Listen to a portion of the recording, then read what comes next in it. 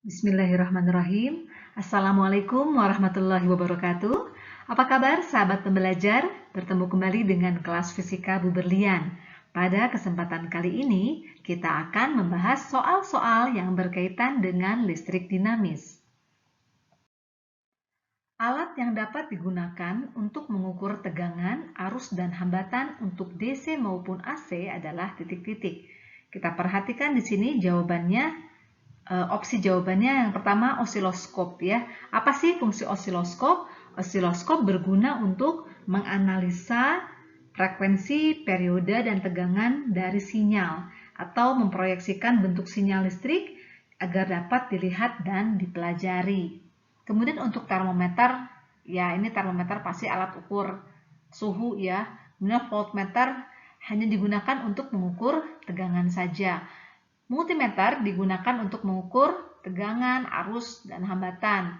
Sedangkan ampermeter, dari namanya saja kita tahu bahwa ini adalah nama satuan dari arus listrik ya, ampere, sehingga ampermeter digunakan untuk mengukur arus listrik. Oke, sehingga jawabannya adalah yang multimeter. Perhatikan grafik V terhadap I berikut ini. Pada rangkaian yang sama, jika diberi beda potensial 3 volt, maka kuat arus listrik yang mengalir adalah titik-titik. Dari grafik kita lihat ya, di sini ada hubungan antara tegangan dengan kuat arus. Jika tegangannya diberi 4 volt, maka menghasilkan kuat arus sebesar 12 mA. Jika diberi 3 volt ya, maka nanti berapa sih kuat arusnya ya? Kita perhatikan di sini grafiknya merupakan kurvanya merupakan garis yang linier ya, garis yang linier. Ini menandakan kemiringan dari grafiknya. Di sini pasti konstan ya. Kita dapatkan kemiringan grafik itu sama dengan V dibagi dengan I ya. Yang besarnya itu sama dengan R. Nah, di sini kalau grafiknya linier, pasti R ini nilainya konstan nih ya. Jadi nilainya konstan. Kalau konstan, ini konstan, maka nanti akibatnya apa? Nantinya V1 per I1 pasti akan sama dengan V2 per I2 dan seterusnya ya. Sama dengan V3 per I3 begitu ya. 3 per I3 dan seterusnya. Oke, kita nyatakan sajalah misalnya di sini 4 itu adalah nilai V1, kemudian yang 12 mA-nya adalah I1. Sedangkan yang 3 volt di sini kita bilang saja ini adalah V2. Maka yang ingin kita cari di sini kuat arus listrik yang mengalir adalah I2 ya. Mau kita cari I2-nya berapa? Oke, kita dapatkan nantinya V1 per I1 akan sama dengan V2 per I2. Kita masukkan angkanya. V1-nya tadi 4 volt ya. Kemudian dibagi 12 mA ya. 12 mA. Kemudian ini 4 volt. Kemudian V2-nya tadi 3 volt ya per I2-nya yang mau kita cari ya. Oke, kita coret-coret di sini V-nya, kemudian kita perkecil nih ya, 4 per 12 jadi 1 per 3 di sini miliampere sama dengan 3 dibagi I2. Maka nanti kita dapatkan I2 besarnya sebesar 9 miliampere ya. Perhatikan pernyataan berikut ini. Oke, ini pernyataannya. Pernyataan di atas yang mempengaruhi besarnya hambatan pada kawat penghantar adalah titik-titik ya. Kita tahu bahwa besarnya hambatan kawat penghantar dipengaruhi oleh apa saja? R sama dengan Rho. Rho itu adalah hambat jenis kawat. Jadi jenis kawat yang berbeda pasti hambatannya berbeda dong ya. Kemudian apalagi dipengaruhi juga dengan panjang kawat atau L. Semakin panjang kawatnya, pasti hambatannya makin besar. Kemudian berbanding terbalik dengan dengan luas penampang kawatnya ya. Jadi kalau luas penampang kawatnya besar, hambatannya kecil. Jika luas penampang kawatnya kecil, pasti hambatannya besar. Yuk kita lihat di sini apa saja ya. Panjang kawat mempengaruhi, kemudian diameter juga mempengaruhi karena diameter akan mengakibatkan luas penampang yang berbeda. Jenis kawat pun mempengaruhi, sedangkan kuat arus tidak mempengaruhi. Jadi jawabannya adalah yang 1, 2, dan 3. Soal berikutnya. Sebuah lampu memiliki spesifikasi 20 watt, 220 volt. Jika lampu dipasang pada tegangan 110 volt, maka energi listrik yang terpakai dalam 1 jam adalah titik-titik. Ya, yuk diketahuinya apa saja. Di sini berarti diketahui di sini P1 sebesar 20 watt ya. Kemudian V1-nya 220 volt. Jika lampu dipasang pada tegangan V2 110 volt, maka energi yang terpakai dalam 1 jam ya. Jadi di sini T-nya adalah 1 jam ya, kita ubah ke dalam sekon, besarnya 3600 sekon. Oke, yang ditanya adalah W ya. Pada saat W2 berapa sih energinya ya? Oke, kita cari dulu sama-sama karena W itu sama dengan P dikalikan T ya. Kita harus cari dulu berapa sih P2-nya. Karena yang ditanya adalah W2 sama dengan P2 dikalikan T. Jadi kita harus cari dulu berapa nilai P2-nya ya. Oke, di sini antara daya dengan tegangan itu hubungannya adalah P sama dengan V kuadrat per R ya, V kuadrat per R. Nah, di sini lampu pasti kan hambatannya tetap dong ya. Kalau lampu berarti kalau gitu R itu sama dengan apa? Sama dengan V kuadrat per P. Kalau R-nya konstan ya, R-nya konstan, akibatnya apa? Nantinya berlaku seperti ini, nanti V1 kuadrat per P1 itu akan sama dengan V2 kuadrat per P2 ya. Yuk kita masukin aja V1-nya tadi 220 volt ya, 220 dikali 220 per P1-nya 20 watt sama dengan 110 dikali 110 per P2 yang mau kita cari ya. Ini bisa kita coret ya, ini jadi 1, di sini 2, di sini jadi 2, oke ini 1. Nanti dapatnya jadi 4 per 20 atau kita perkecil jadi 1 per 5 ya. 1 per 5 itu sama dengan 1 per P2. Sehingga kita dapatkan P2-nya sama dengan 5 watt ya. Oke, sudah dapat P2-nya. Sekarang kita mau mencari nilai dari energi yang terpakai dalam 1 jam. Gimana nih ya? Kita masukin aja ya ke sini ya. Jadi tadi sudah dapat di sini P2-nya 5 watt, kita masukin nih ke sini nilainya sehingga nanti sama dengan 5 dikalikan T-nya. T-nya 3600 ya. Nah, 5 dikali 36 itu 180 tambah 0-nya 2 ya. Ini satuannya joule ya, atau sama dengan 18 kilojoule. 3 buah hambatan 6 ohm, 4 ohm, dan 12 ohm dipasang paralel dan dihubungkan dengan tegangan listrik. Perbandingan arus yang mengalir pada masing-masing hambatan adalah,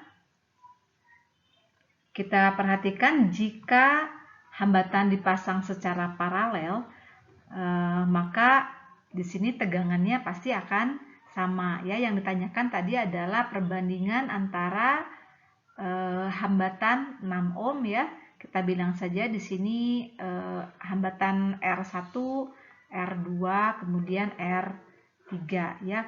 Sehingga perbandingan arusnya yang dicari adalah perbandingan I1 berbanding I2 berbanding I3 sama dengan V per R1 banding V per R2 berbanding V per R3.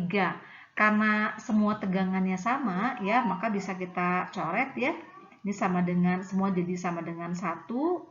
Kemudian di sini 1/6 ohm banding 1/4 berbanding 1/12. Kita cari KPK-nya. KPK-nya sama dengan 12 ya. Kita kalikan saja semua ruas dengan 12. Maka kita dapatkan nanti 12 dibagi 6 itu sama dengan 2, kemudian berbanding 3 berbanding 1 ya. Jadi perbandingannya adalah 2/3/1. Sehingga jawabannya adalah yang option B. Perhatikan diagram rangkaian listrik berikut ini. Jika R1 30 ohm, kemudian R2 60 ohm, dan R3 40 ohm, kemudian E1 ya, atau kita bilang GGL1 di sini sama dengan GGL2 sama dengan 12 volt. Tentukan kuat arus yang melalui R3. Ya, yang ditanyakan adalah berapa sih kuat arus yang melalui R3. Untuk menyelesaikannya, kita perhatikan kita akan membuat arah loop terlebih dahulu ya. Kita lihat di sini ada loop yang pertama, kemudian ada loop yang kedua. Kemudian kita setting ya, arah loopnya itu arahnya untuk yang di sini searah dengan jarum jam, sedangkan kalau yang di sini berlawanan dengan arah jarum jam. Oke, misalnya kita gambarkan arusnya nanti akan mengalir seperti ini ya. Kemudian kalau yang ini kebalikannya ya. Nah, ini adalah arah loopnya, sehingga ini adalah arah arusnya. Di sini kita nyatakan saja di sini I1 keluar ya. Maka nanti di sini pun akan keluar I2. Nah, I1 dan I2 pada titik ini kita bilang aja di sini titik A ya. Ini titik A. Di sini akan bertemu ya. Ini I1, I2 bertemu, kemudian mereka akan sama-sama arahnya ke bawah menghasilkan I3, sehingga I3 sendiri, I3 atau arus yang melalui R3 itu adalah penjumlahan antara I1 dan I2. Dan inilah yang ditanyakan oleh soal ini, berapa sih nilai dari I3? Oke, kita coba selesaikan dengan hukum Kirchhoff kedua. Di sini kita bilang saja titiknya adalah titik B ya. Ini titik C, ini titik D. Kemudian di sebelah sini kita bilang saja ini titik E ya, titik F. Oke, untuk loop yang pertama, loop 1, misalnya kita ambil titiknya dari A ke B, ke C, ke D, kemudian kembali ke A. Maka nanti kita dapatkan VAA ya, VAA itu akan sama dengan 0. Kita masukkan sigma epsilon ditambah sigma I kalikan R itu sama dengan 0 ya. Jika kita lihat dari sini ya, maka kita dapatkan nanti dari A ke B kita lihat. Nah, di sini ketemu dengan kutub negatif dari GGL1 ya, tandanya negatif, maka kita masukkan di sini minus epsilon 1, oke, ditambah. Kita perhatikan di sini ya, di sini ketemu sama IR1 ya. Arah arus searah dengan arah loop sehingga arusnya bernilai positif. Di sini IR1. R1-nya tadi sebesar 30 ohm, maka nanti di sini 30 I1 kemudian ditambah, kita perhatikan loopnya di sini ya. Di sini I3 dikalikan R3 ya. I3 dikalikan R3. Kemudian R3 itu tadi kita tahu bahwa nilainya sama dengan I1 ditambah I2 ya. Dikalikan dengan R3 itu tadi berapa? 40 ya. 40. Ini sama dengan 0. Sehingga nanti kita dapatkan ya. Di sini 30 I1 ditambah 40 I1 ya. Maka nanti nilainya 70 I1 ditambah 40 I2 itu sama dengan GGL1 atau GGL1 itu sama dengan 12 ya. Oke, ini persamaan yang pertama. Oke, sekarang kita pindah ke sini, kita lihat loop yang kedua. Loop yang kedua itu misalnya kita ambil dari A ke B ke E ke F kembali lagi ke A ya.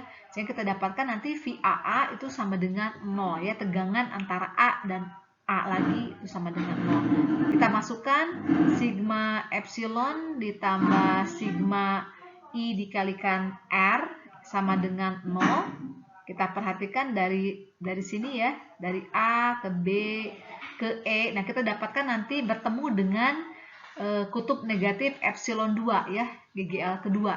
Jadi kita nanti dapatkan di sini minus epsilon 2 minus 12. Oke, di sini ditambah, kita perhatikan di sini ya. Di sini I3 dikalikan R3. Tadi I3 itu kan I1 tambah I2 ya. Jadi nanti I1 ditambah I2 dikalikan R3-nya tadi adalah 40. Kemudian ditambah dengan, di sini ketemu dengan I2R2 ya. I2R2 itu nilainya sebesar 60 ohm. Jadi ditambah 60 I2 sama dengan 0 ya.